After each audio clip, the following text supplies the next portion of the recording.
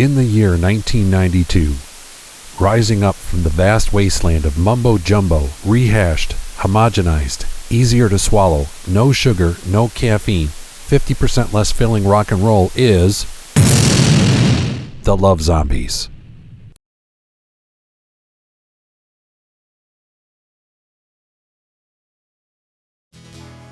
The late 80s and early 90s saw a shift in live music. Classic rock was waning in popularity and was being replaced by grunge. Radio stations like 89X, the new rock alternative, out of Windsor, Canada, were competing with traditional rock and classic rock stations for popularity. Cover bands were reevaluating their set lists and also seeing more acceptance of original material. This is the story of the Love Zombies, from Toledo, Ohio.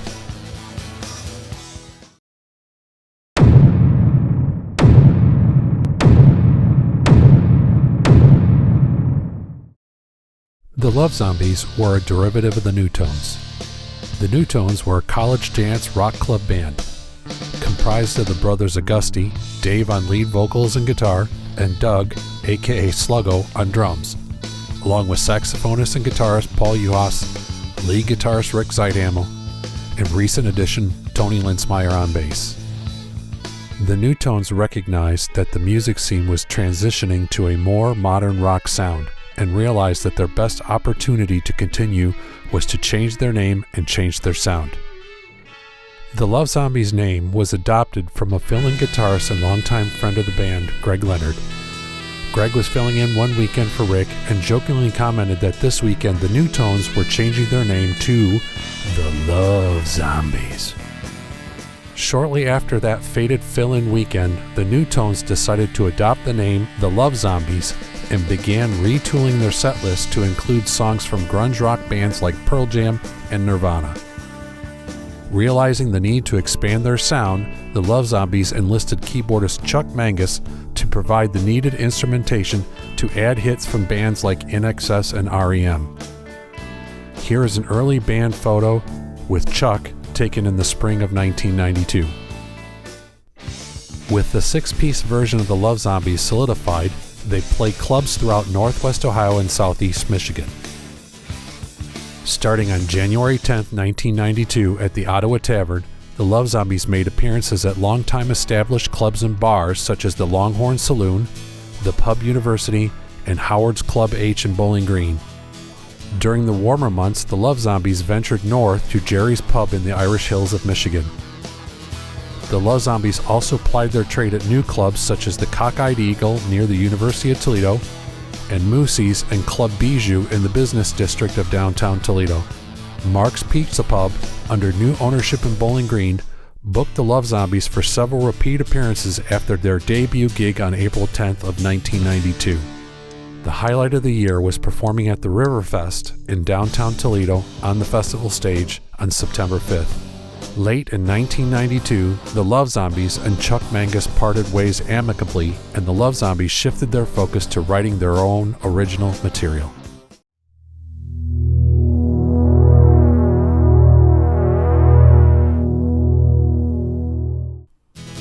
In 1993 and 94, the Love Zombies continued kicking out danceable modern alternative rock in Toledo while developing a strong following in Bowling Green and the occasional venture into Michigan. During this time, the Love Zombies also wrote original material and used their many appearances to fine-tune the songs. In January of 1995, they started recording their first album with the assistance of their live sound engineer Scott Davis at the home studio of bass player Tony Linsmeyer. Here is a photo taken after one of the recording sessions. Production and mixing engineering was graciously provided by Kevin Mead. Mastering and CD duplication was completed at Big Sky in Ann Arbor, Michigan. The Love Zombies got an opportunity to promote the yet-to-be-released songs at one of the largest free music festivals in the Midwest on Memorial Day weekend. The Rock, Rhythm, and Blues Festival kicked off on Friday, May 26, 1995, with the Love Zombies opening for the Big 80s arena rock staple Loverboy. Other big names that appeared that weekend include Eddie Money and the Fabulous Thunderbirds. Here are some pictures from that show.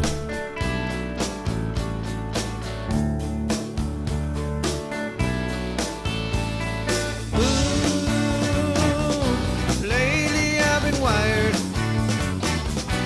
feel so uninspired.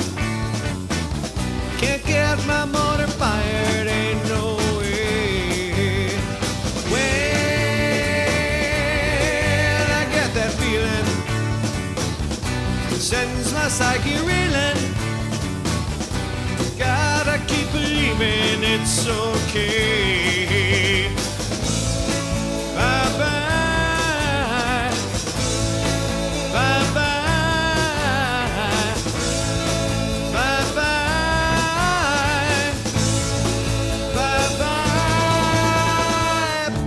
Promoting the soon-to-be-released CD included sending promotional packs and demo recordings to major record labels. In the 90s, most record labels were being bombarded with unsolicited material because of the low cost of recording and mass-producing of CDs. A band was considered lucky or fortunate to have their material reviewed before it was thrown in the trash. The Love Zombies had the unprecedented accomplishment of not only getting their material listened to, but a follow-up call from Columbia Records. Here is a message left on Doug's answering machine from Columbia Records. Tony, this is Doug. I need you to hear this message on my answering machine. It's from Columbia Records, East Coast, the A&R department that signed Sponge. Message for Doug. This is Jeff calling from Pablo Matheson's office at Columbia Records. And we received your information about the Love Zombies, and Pablo would like to hear a CD or tape or whatever you could send us.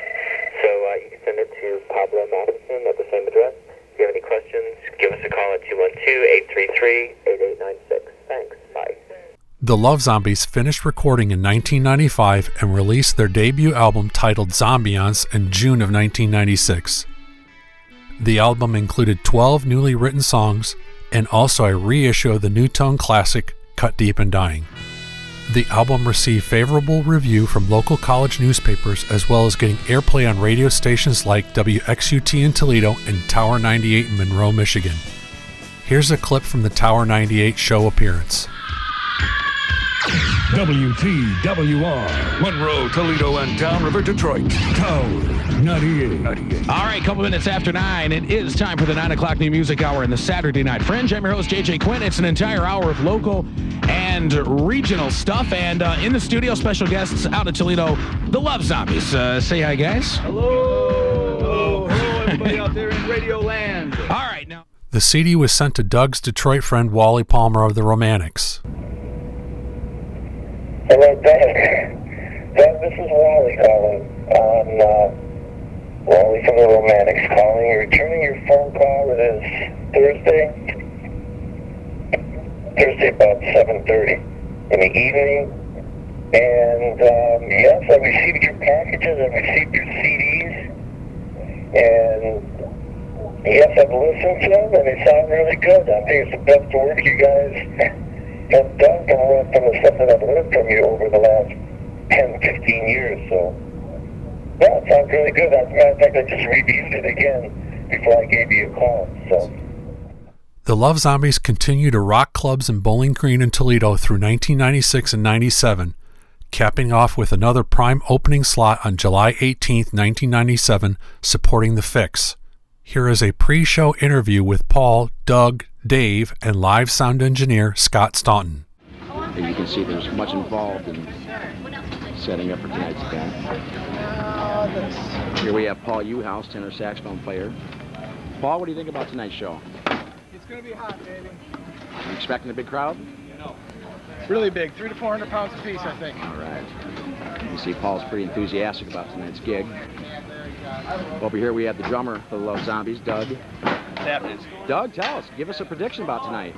It's going to be hot, and I don't mean the weather, I mean us. Okay, fantastic. Peace, love, and soul! So, Stu, you're pretty much a Love Zombies fan. I'm a Love Zombies fan. What do you know about this group? Well, I don't know too much about them. They're gonna rock Toledo tonight? They're kind of new in town. And it's a big mystery about it. I guess we'll see what they're all about tonight. Sure have a pretty good road crew, don't they? Well, I think so. I'm helping out as hard as I can. Over here we have Dave Augusti, lead singer of the Love Zombies. Now remember, when Doug tells you he doesn't like it like that, he likes it like this. So Dave, we going to give Toledo what they've been waiting for tonight? Oh yeah, $100 each. Fantastic. Incoming. An interesting side note, the Love Zombies were the first band from Toledo to be on the internet. In 1996, the internet was still in its infancy as an entertainment medium. Spotify and YouTube were decades away. MySpace was not going to be a thing until 2003. Facebook didn't get started until 2004. The Zombiance album was uploaded and available for listening from a website called the Internet Music Underground Archive, or IUMA for short. IUMA was one of the first distribution venues for unsigned bands. They warehoused and sold CDs and also paid royalties for music that was downloaded and listened to. Here is a royalty check from a quarterly payment. As you can see, the Love Zombies were not getting rich from their payments from IUMA, with 4 checks that didn't quite add up to $2. But it was something. I would wager that these 4 checks will exceed the amount of money Spotify will pay out for the soon-to-be-released Love Zombies Greatest Hits album. The Love Zombies spent the remainder of 1996 and all of 1997 playing local venues and promoting and selling the Zombiance CD. By the end of 1997, the Love Zombies started writing material for their follow-up album.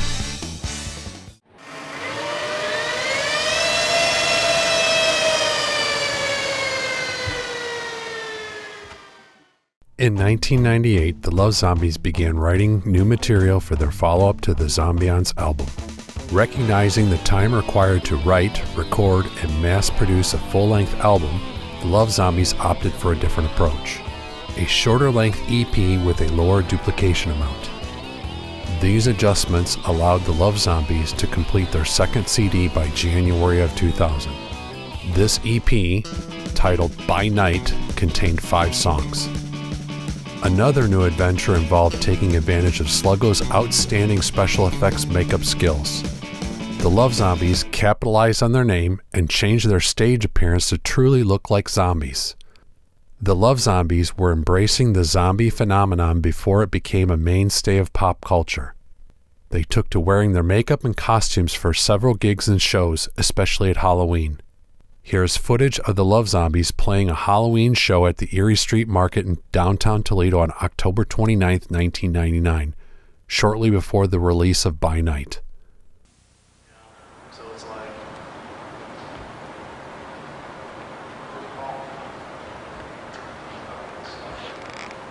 I wanted the Hershey syrup for my mouth so I could drip black goo. Smoke out of your nose. Get a cigarette and blow smoke out of your nose. Take a hit.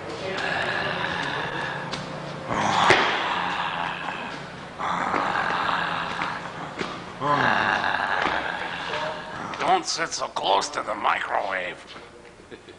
Here at the Erie Street Market for the Frightening Friday Festival, we are the Love Zombies. Thank you for coming. We're glad to have you here. Stick around. This is a song we wrote.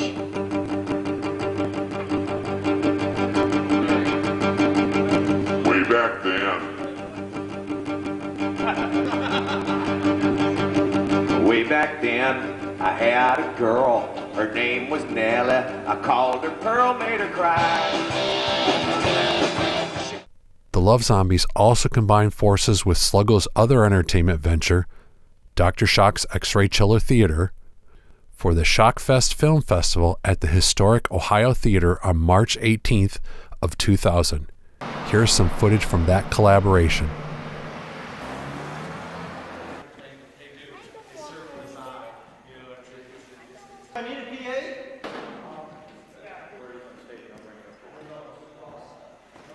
What we got over here are various props from some of the movies that we're showing tonight that Lance and I have produced and directed. Over here, these 2 items are from another motion picture we're showing tonight that Lance and I made called The Dweller. That was used for all the wide shots.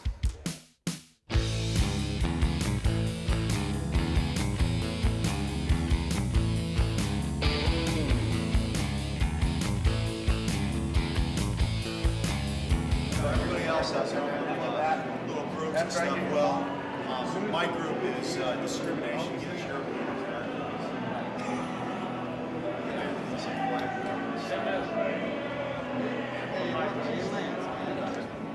I can hear Steve. I always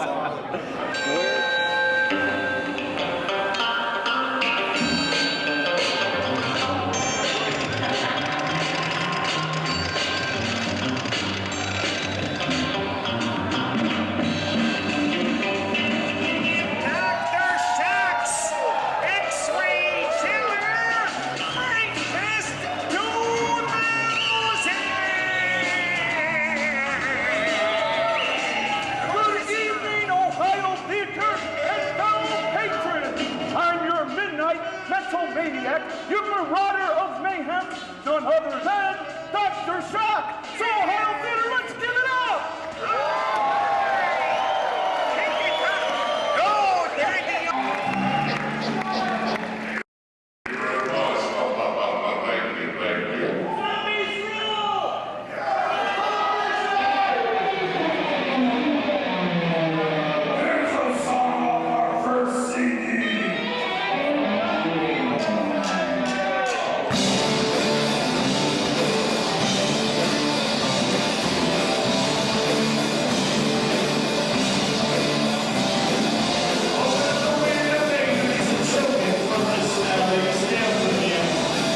On April 1st, 2000, the Love Zombies took their makeup-clad show on the road to the Fright Vision Science Fiction Horror Convention and Expo in Akron, Ohio.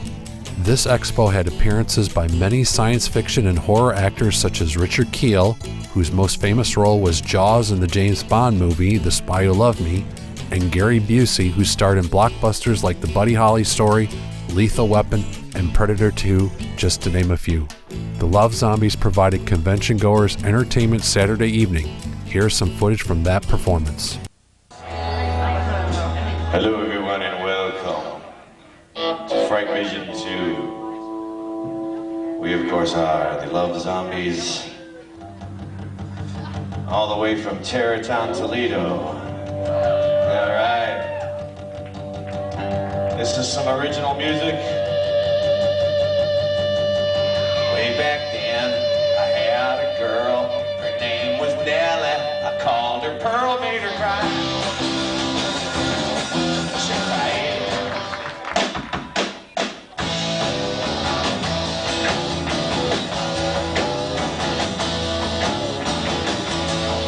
You can get these songs on our CD back for $5. It starts with the cry, and the world was at fire.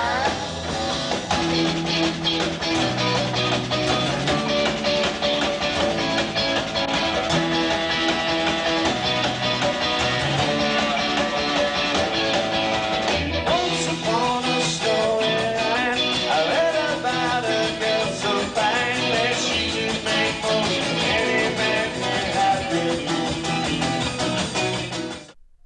The performance at the Fright Vision convention was the peak for the makeup-clad version of the Love Zombies. In the summer of 2000, the members of the Love Zombies individually took their talent in new musical directions. They were attracted to other area bands who recognized their talent.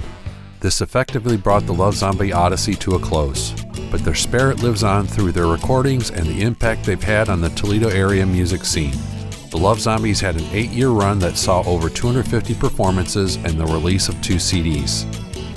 Those CDs have been combined into a Love Zombies compilation and is released on Spotify, Apple Music, SoundCloud, and all other major streaming platforms. Just search for Love Zombies Toledo.